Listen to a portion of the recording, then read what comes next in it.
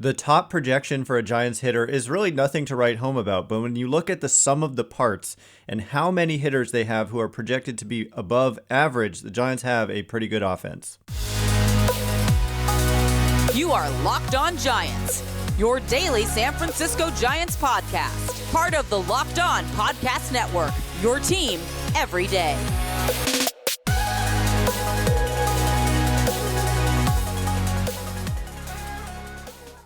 Hello and welcome to Locked On Giants, part of the Locked On Podcast Network, where it's your team every day. My name is Ben Kaspick, and on the show we provide daily episodes Monday through Friday, talking about the San Francisco Giants in a way that's data-driven and rational, but also simple, passionate, and accessible to all. I'm a former contributor for the baseball statistics and analysis websites Beyond the Box Score and Rotographs. I've been podcasting about the Giants since 2015, and I'm a lifelong fan. Thank you for making Locked On Giants your first listen every day. We're free and available wherever you get podcasts. This episode is brought to you by FanDuel Sportsbook, official sportsbook of Locked On.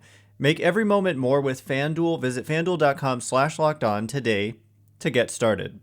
And where we get started is, like I said, I want to talk about these kind of overall projections for the San Francisco Giants. I was looking at, on Fangraphs right now, you might go and look at an individual player and notice that they've got about 6 different projections for each individual player. And, there's a difference between all of them. And we could spend a whole episode talking about what they all are. But this one called ATC, it's not just a complete average of all the other projection systems of note, but what it does is it looks at historically what projections have been the best at projecting what. Like, for example, home run totals, and then it'll put more weight onto that system in terms of when it projects a home run total for a player. And so my understanding is that ATC has consistently, especially when used for fantasy baseball purposes, has kind of ranked out as the top projection system. But keep in mind, it's using other projection systems. But therefore, because what I wanted to show was basically that the Giants, they do not have a player who comes in with a, projection to be a superstar offensive impact player. But what they have is a lot of guys, way more than the normal team when it comes to above average projected players. And so I was looking through and made a list basically of the Giants' entire position player projected roster. And what they have is a team where only their catchers, when we currently look at the mix projected to be on that opening day roster, only their catchers project as below average offensive players. And it's also worth keeping in mind that catchers are by far the worst offensive position in the game. And so the Giants catchers aren't really below average compared to other catchers. They're just below average compared to league average offense. And so one by one, let me just start with the fact that again, we're using ATC. If you use Zips or Steamer or the Bat or the Bat X, there's all these different systems we could look at, but I like using something that kind of incorporates them all. And by this metric, I just wanted to point out the top projection for a Giants hitter goes to Mitch Haniger at 120. And by the way, we're talking about weighted runs created plus projections, where it's all-encompassing offensive metric. 100 is league average. It's park adjusted. So basically, 100 is average. If you're at 120, it means 20% above average offense. And so the top projection here goes to Haniger at 120. And as somebody has pointed out, and I responded by looking it up, it's not one of the best top projections, like their top hitter being at 120. Only 6 teams have a worse top projection than the Giants here at 120. But as I said in the tweet there, I don't think that matters much. It's far more important the sum of the parts. Also, though, obviously you'd love to also have a star or two. And again, this is just offense. It has nothing to say about defense, which matters a lot, and base running and all that stuff. So this is just simply kind of hitting and not even base running. I don't think that this number incorporates anything to do with base running. But anyway, Haniger at number 1 at 120, but they've also got Jock Peterson next at 119. Again, to be clear, 19% above average offense by this projection. And Conforto at 118, Michael Conforto. So two of the three, actually all three players were technically free agents, including Jock Peterson. So their top 3 projected offensive players were guys they kind of brought in this offseason. So that's good. I mean, it suggests that it was obviously a disappointing offseason in a lot of ways, but they did bring in 3 hitters here, counting, re-signing Peterson. That was not a guarantee, of course, projected to be about 20% above league average offensively, which is nothing to scoff at. It's just there are a lot of teams that have a better top player, but there aren't a lot of teams that are going to boast the depth that we're going to see here. J.D. Davis with a healthy 117 weighted runs created plus projection. Keep in mind, too, these are factoring in, like, for example, Austin Slater coming in next at 113. It's factoring in the reality that Slater is likely to face mostly left-handed pitching.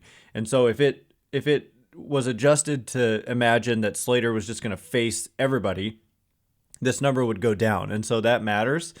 But when all is said and done, we're going to look at a position player group that no matter who's in there, they figure to be above average, except the catchers. So moving along, I already said Austin Slater at 113, Wilmer Flores at 109, Mike Yastrzemski at 108, Lamont Wade Jr. at 107, David Villar at 106, Tyro Estrada at 105, Brandon Crawford at 104, and then we have our 3 catchers, Blake Sable at 95, Joey Bart at 87, and Roberto Perez at 79. So, of course, the usual caveats, these are projections. These are not real life, but it's kind of the best we have going into a season. But also, I'm going to point out, you look at a guy like even Jock Peterson last year, performed much better than this number. And so it's not saying you can't do any better than this. Last year, Jock Peterson's weighted runs created plus was 144, and the projection coming into this year at 119. But this is a perfect example of how it's not all about offense, because if you can put up a 144 weighted runs created plus and be like a good defensive shortstop, you're a mega star. But if you do this and you're a bad defensive left fielder, you're kind of just mediocre. And that's what we saw out of Peterson. I mean, it's weird because I don't want to call him mediocre. It's like the bat is plus and the defense is below average, and then the overall package maybe is decent. But if you leverage it right, you're getting elite production in a certain way. And so I think that that's kind of something the Giants focus on, is maybe guys have weaknesses, but they limit exposure to those weaknesses and they try to maximize exposure to your strengths. And when all is said and done, I also pointed this out, and we'll get into it in just a second, but only a handful of teams really had a team weighted runs created plus above 107 last year. And so while I've seen this kind of talked about even online, like Reddit and stuff, that these projections are overall mediocre or average, but when you have like almost everybody being above average, that does not translate to average overall. It translates to an above average offense. And so we'll look at the big picture for what this means for the San Francisco Giants hitting in 2023. But before we do, this episode is brought to you by Built Bar. Looking for a delicious treat but don't want all of the fat and calories? You've got to try a Built Bar. We just got through the holidays, and I know a goal of mine every year is to eat a little bit healthier, and Built Bar makes that easy to accomplish because you do not have to sacrifice taste here. You're getting that candy bar flavor with healthy macros, 100% real chocolate as well. In a typical bar, just 130 calories, 4 grams of sugar, and a whopping 17 grams of protein. And now you don't have to wait around to get a box either.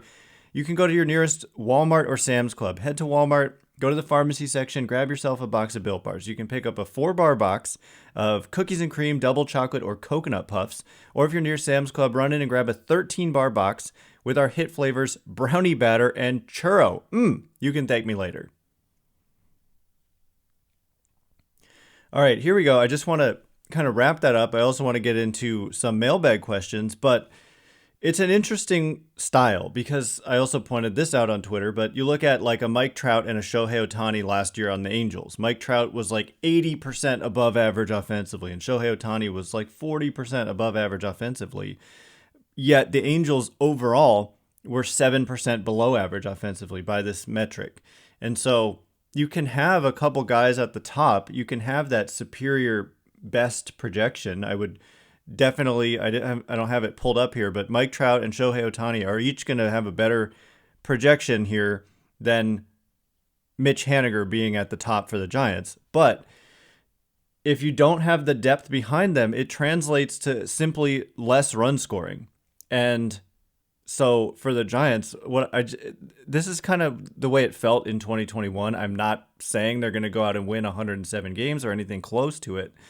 And that was in a lot of ways like, a 100th percentile outcome where everything, I do not agree that everything went right. Look at Tommy LaStella, look at Mike Yastrzemski, blah, blah, blah.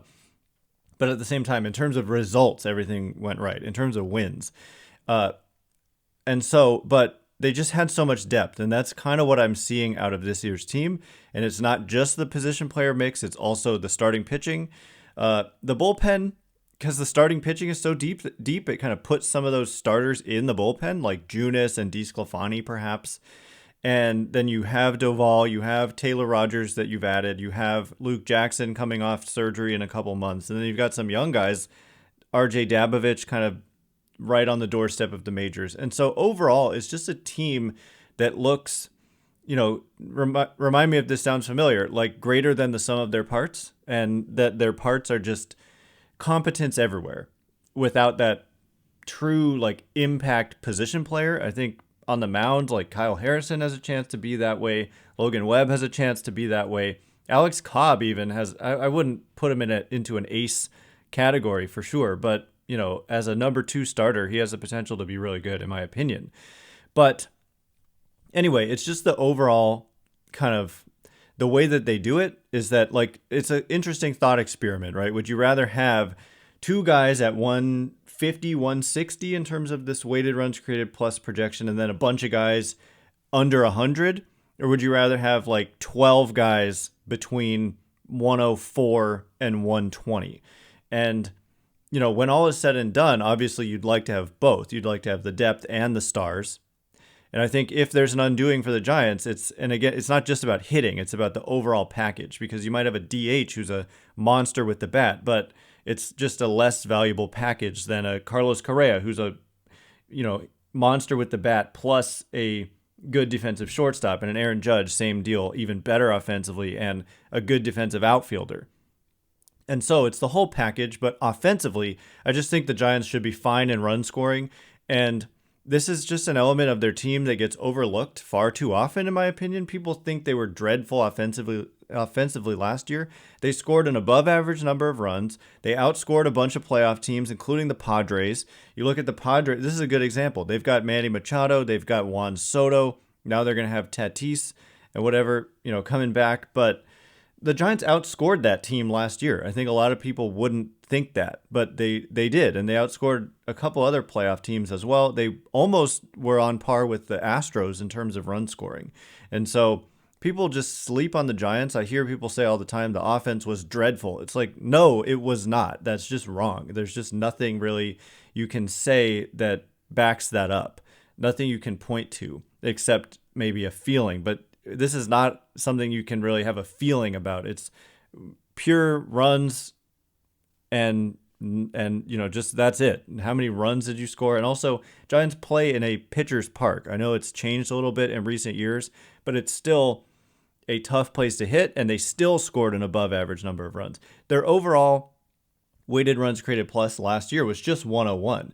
But in 2021, I'm pretty sure they led the National League, or at least were close to it. Last year at 101, it was definitely a disappointment, and you had some guys, Donovan Walton and Tommy LaStella, just guys who were like below average, get a significant amount of playing time, and that dragged it down. And that happens. And that's why it's important to have that depth. But when we look back to 2021, just to give you an example of where they were, the Giants were near the top there. They came in with a total weighted runs created plus of 107. Actually, though, that's counting pitchers. So if we take pitchers out of the equation, they were at 113, which was second in Major League Baseball behind only the Astros. And so I just think that the Giants offense gets slept on a little bit. And yes, it's a full picture. Defense matters. And so you could have a bunch of guys who can mash, but if they stink in the field, they're going to give up too many runs to have it matter and translate to wins. But I don't think they figure to stink in the field this year. They stunk last year in the field. With largely the same group, they didn't stink in 2021 defensively. And, I've talked about how Haniger and Conforto have track records in the corners of being above average defenders. And then Mike Yastrzemski has been even above average defender in center. Not by much, but competence is fine. We don't need you to be elite in every aspect of the game. Sometimes it's okay to be average. And so defensively, the outfield looks like it could be average or even better than average. And then in the infield, by something like outs above average, they were above average by pretty much all their guys who project to be the starters. And Estrada had one defensive metric say he was below average, defensive runs saved, but by outs above average, it said he was above average. And I think, he's rangy, he's fast, he's relatively young. I think there's no reason he couldn't be an above average defender there. And so, look, I'm not saying they're going to be great defensively, but do I have some optimism that they can at least be average? Yeah, I think that they could at least be average and possibly even better than that, possibly worse than that, but maybe come in around league average, which would be a big improvement over being the worst in the league. And so, if you can hit above average, if you can defend average, and if you can pitch above average, it's overall not hard to see why some of these projection systems come in with the Giants in the mid to even high 80 win range, which is solid.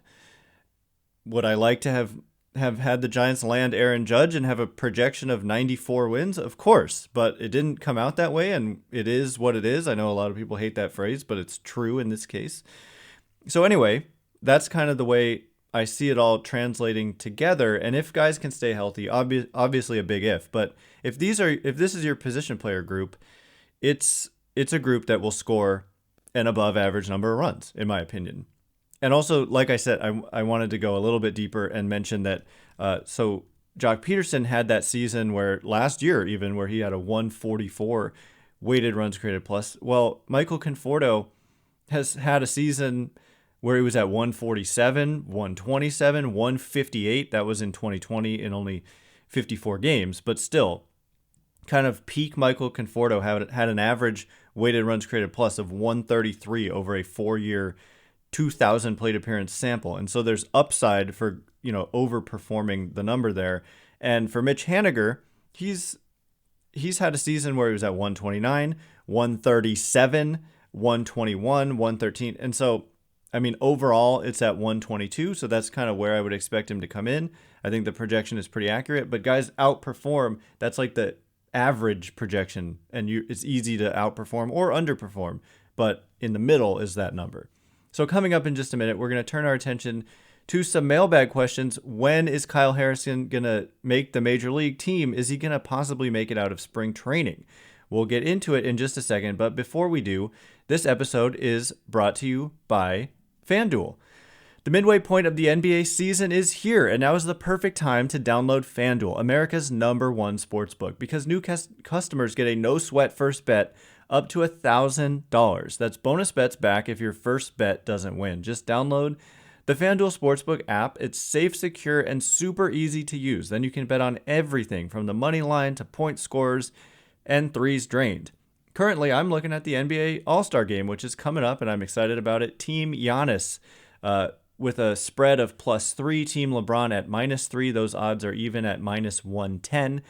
Moneyline has Team Giannis at +130, Team LeBron at -154. And how about this over-under at 324.5 with -110 odds on each? So you can check that out for yourself. It's a lot of fun.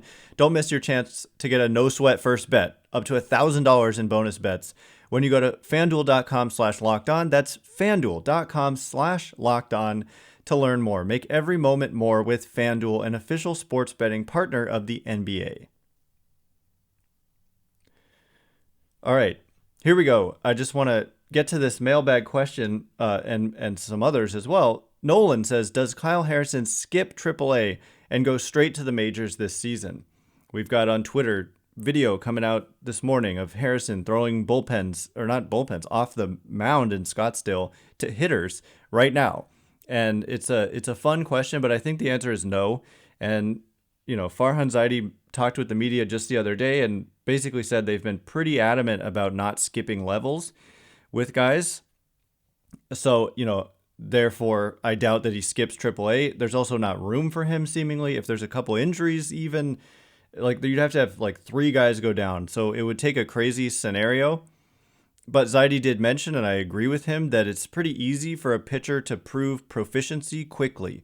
And the way you do it is like strikeouts. If you're striking out 35% of the batters you face, you don't fluke your way to doing that in a relatively small sample. Whereas a hitter, they can have a hot week and kind of have unsustainability kind of baked in. But for pitchers, if you're just blowing guys away and commanding the zone, it doesn't take long. And so that's what Zaidi was said in the context of Kyle Harrison, is that he's likely or almost certain to go to AAA, but he could prove himself pretty darn quickly. And if there's a need, they could have him called up pretty quickly. Next question from Braden, who says, why haven't the Giants announced Roberto Perez? Again, this is a question from a couple weeks ago. Also, I know we said it would be a competition, but can Perez help Bart more than wins? But he can help Bart more than wins, so I think it will be Bart and Perez at the start of the season. If we assume Bart, which has been a hot topic on our show and in the media at large here, Giants media at large, is Joey Bart's kind of status and the fact that Gabe Kapler is saying, and I agree it's the right thing, that Bart hasn't earned the right to be the presumptive kind of number one catcher on this team. He's got to go out there and prove that he deserves it. And so I don't know that it's totally safe to assume that Bart even makes the roster out of camp. But if he does, if we assume Bart, I agree with you 100% that Perez makes a lot more sense than Wins. Wins is no longer on the 40-man. I like Wins as, a depth piece there, third or fourth catcher, and going to the minors to start the year. But I think if Perez is healthy, he's almost certain to make this team. Next question comes from a guy, and by the way, they did announce the Roberto Perez deal. I know that you asked this before they had, but for those wondering, it has been announced. Next question, a guy called Ed says, why not take a shot on Miguel Sano or even Yuli Gurriel? With the new fielding rules, I think Sano's offensive metrics can improve. Also, he has power and is 30. He has played third before, don't know how well, and can be a first baseman or DH, gobs of talent. I just am not high on the talent, not nearly as high on the talent as you, and also defensively, he's kind of been a disaster everywhere he's played. When we look at the last 3 years combined, Sano has played, 808 plate appearances, 208 games, and a weighted runs created plus of 100, exactly league average, 207 average, 295 on base, 441 slugging. There's definitely big power there. And projections, let's just look at the ATC projection, has him at 105. But this is what I'm saying. The projection is that he's going to contribute nothing defensively. And if you look at his first base metrics, certainly his third base metrics, he is a very much poor defender, just like a pure bat. And by the way, in that most recent 3-year sample, and even in his major league career, the strikeout rate is like 37%. So we're talking Joey Bart level strikeout rates with overall kind of mediocre offensive output, completely fueled by power. I don't know. A minor league signing with the chance to be a piece if a bunch of guys go down, I could see it. But as like a core part of the team, I just don't see it. He has had some nice years offensively, I'll give you that. But the strikeout rate consistently in the mid-30s, I'm just not super high on the future of Miguel Sano. I'll bet you he signs a kind of minor league deal somewhere, but I don't necessarily see it. And then Gurriel, he had a miserable season in 2022. He did well in the playoffs, but he's also going to be 39 years old in June, and he's coming off a year in which he hit 242 with a 288 on base and 360 slugging, and 85 weighted runs created plus, and minus 0.9 Fangraphs wins above replacement. The ATC weighted runs created plus projection is just 79, and not to contribute much defensively. I think kind of father time has set in. And if we look at his last 3 years combined, just a 104 weighted runs created plus. So I don't view either of these guys as upgrades over Wade.